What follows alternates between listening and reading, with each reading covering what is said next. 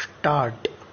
महोदय, यहाँ यह उल्लेखनीय है कि शीत युद्ध की समाप्ति व समाधान एशिया की घटनाओं तथा अफगानिस्तान से सोवियत सेना की वापसी से ही हुआ है। अफगानिस्तान में लंबे अरसे तक चला युद्ध सोवियत संघ के अस्तित्व के लिए कष्टदायी और मुश्किल हो गया। इस भयावह युद्ध से सोवियत सेनाओं की वापसी से अनेक घटनाओं ने जन्म लिया, जिनकी परिणति शीत युद्ध की समाप्ति से हुई तथा जिसमें जर्मनी का एकीकरण तथा सोवियत संघ का विघटन शामिल है। संक्षेप में, शीत युद्ध का और इस तनाव का एशिया की एकता पर दूरगामी प्रभाव पड़ा। एशिया के सभी देश यह चाहते थे कि क्षेत्र में शांति बनी रहे। चीन और सोवियत संघ का सीमा विवाद, चीन और वियतनाम का झगड़ा और भारत व चीन का सीमा विवाद उस समय की परिस्थितियों को स्पष्ट करता है। इस तरह से पाकिस्तान पूरी तरह से थाईलैंड और फिलीपींस के साथ अमेरिका के खेमे में चला गया था। जापान अपने आर्थिक और व्यापारिक संबंधों के कारण पश्चिम के देशों में सामीप्य स्थापित कर रहा था। इससे एशिया की एकता को एक नया धक्का लगा है, क्योंकि एशिया के देश अलग अलग खेमों में बंट गए थे। 1960 के दशक में एक नया मोड़ आया जब शीत युद्ध के समय में आसियान के नाम से एक नए गुट का प्रादुर्भाव हुआ।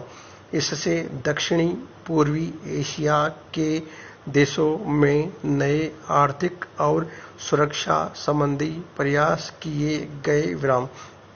इन देशों में सांस्कृतिक एकरूपता की वजह से भी एक नए गुट ने जन्म लिया, लेकिन यह कहना कठिन होगा कि इन दक्षिण पूर्वी एशियाई देशों से समूचे एशिया की पहचान या एकता बनाने में सहायता मिली है या उससे धक्का लगा है, क्योंकि इन देशों ने अपनी नीति बहुत स्पष्ट नहीं की और केवल अपने ही गुट के अंदर भूमिपुत्र नीति को जन्म दिया।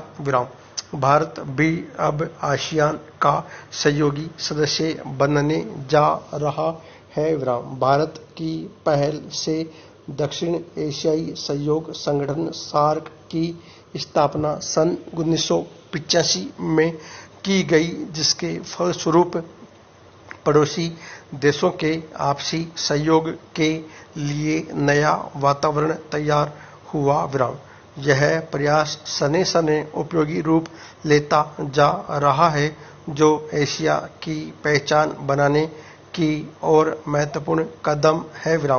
व्यापार, निवेश, तकनीकी ज्ञान, संचार माध्यमों में बढ़ोतरी ने विश्व गांव के विचार को भी पैदा किया। बढ़ते हुए व्यापार, निवेश, संचार एवं विज्ञान की आधुनिक तकनीकों ने पूरी दुनिया में एक दूसरे पर निर्भर रहने के नए विचारों को जन्म दिया।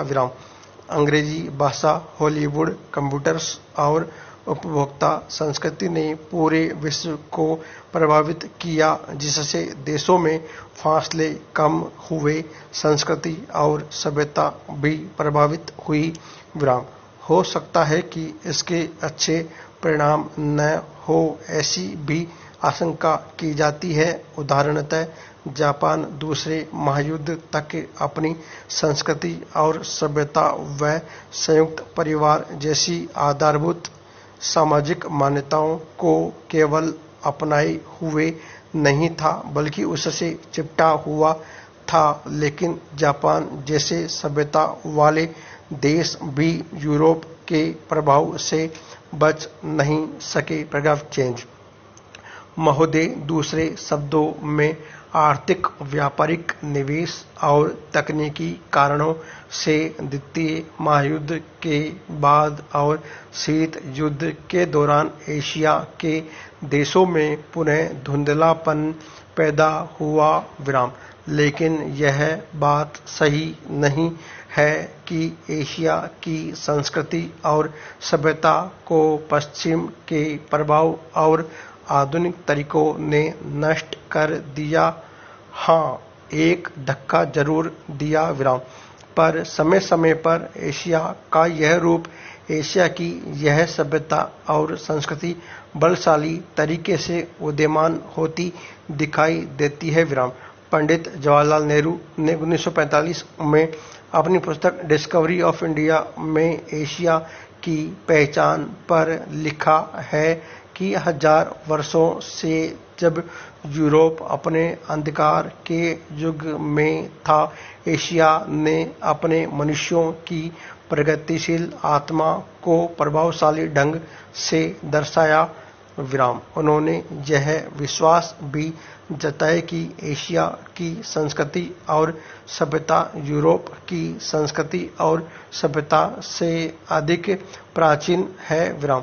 आज के दिनों में भी चीन के नेता अपने यहाँ आध्यात्मिक क्रांति की बात करते दिखाई देते हैं और अपने आर्थिक विकास को भी प्रतिबिंबित करते हैं। विराम।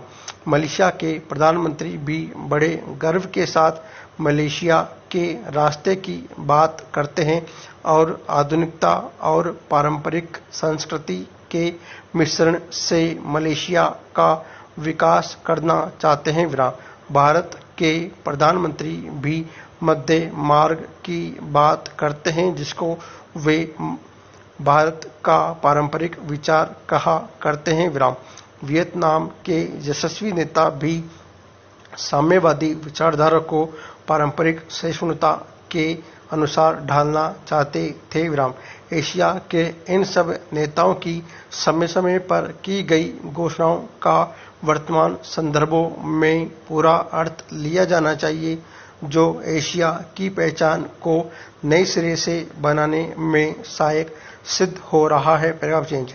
यहाँ यह भी बताना उचित होगा कि हाल के वर्षों में एशियाई देश, विशेष रूप से पूर्वी एवं दक्षिणी पूर्वी एशिया के देश, एशिया के सुदृढ़ देशों के रूप में उभरे हैं और इन देशों के आर्थिक विकास की दर विश्व के किसी भी अन्य देश के आर्थिक विकास की दर से अधिक है तथा जिनके आने वाली शताब्दी में विश्व आर्थिक व्यवस्था की निर्माताओं के रूप में उभरने की आशा है। विराम। आर्थिक सफलता की इन कहानियों का श्रेय मूल रूप में अनुशासित कार्य, किफायत एवं बचत की ऊंची दरों जैसी एशियाई विशेषताओं को जाता है तथा इनसे देशों की जनता के जीवन स्तर में सुधार आया है और एशिया की पुनः खोज जैसा वातावरण बन रहा है। विराम। एशिया के देशों में अब आपसी भाईचारे की भावना उभर रही है और इससे ये देश परस्पर निर्भर हो रहे हैं तथा शीत युद्ध के प्रभाव से मुक्त होते जा रहे हैं। विराम। हमारी सरकार ने अपने एशियाई पड़ोसियों के साथ बेहतर संबंध बनाने में पहल करके इस बदलते रुख के प्रति सकारात्मक रवैया अपनाया है। विराम। इन सब प्रश्नों का जवाब आज उपलब्ध नहीं है, लेकिन सने सने इन प्रश्नों में ही इसके उत्तर मिलेंगे। विराम। एशिया अपने इन प्रश्नों के उत्तर में एक नए एशिया को जन्म देगा और अपनी एक नई पहचान बनाएगा। विराम। यूरोप और अमेरिका के आधुनिक औद्योगिक विकास में फर्क नजर आता है। पूर्ण विराम।